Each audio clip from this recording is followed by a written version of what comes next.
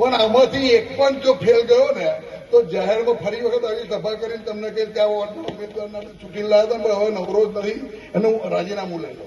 આ કોંગ્રેસ વાળા ફોર્મ ભરી ગયા છે. હું ધારકને તો બિનહરીફ બધી ચોઈનથી કેટલી કરાઈ દે, પણ ભાઈ તમને લોકોને મજા ના આવે એટલે ના કરાય. તો પાછા અઠવાડિયું આપણે નીકળે કેવી રીતે?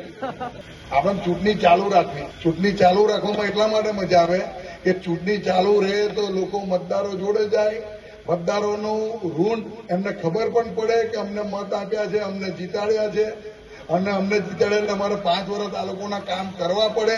એટલા માટે નહીં તારા 24માં તો કેટલાય કારણે હોમેથી આવીને કહેતા હતા ગોઠવી આવે આવલીમાં જ રાગણા આવે. તો અંકિતને ખાલી જ મેં વિચાર્યું, મેં પછી વિચાર્યા અને શું કરવા એક બાજુ કર્યું કે ખંડિત જ નથી કરવાની, ચાલુ જ રાખવાનું. આ 24 તમને કહું, જો બરોડા બાગોર મને સપોર્ટ આલે ને તો તમારે એવું સમજવાનું 24માંથી 24 પાટકી. અને આ તો પ્યોરા બાગોરમાં સલીમ અને મુનીર જો મને સપોર્ટ આલે ને તો મારી 24થી 24 પાટકી. કયા વોર્ડમાં કોણ શું કરે છે એ મને ખબર, કોણ જો બેહે એ મને ખબર, કોણ જો ચા પીવે એ ખબર, અને ચા પીને હું વાત કરે એ મને ખબર.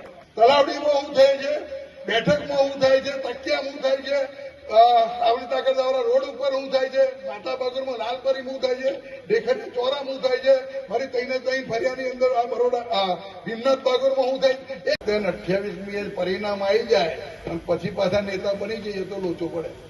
એ મજૂર તો હું જ છું. આ ચૂંટણી જીતવા પૂરતા જ છો કે કામ કરવા માટે છો? આ વખત તો છે ને તમારા હાથે કહું છું, ચૂંટણી જીતવાના છે એ વિશ્વાસ છે, તમે આશીર્વાદ આપવાના છે એ વિશ્વાસ છે. હાથે રાજીનામું લેવડાવી દે, મજાક નહીં કરતો. તમારો સમય આપવો પડશે.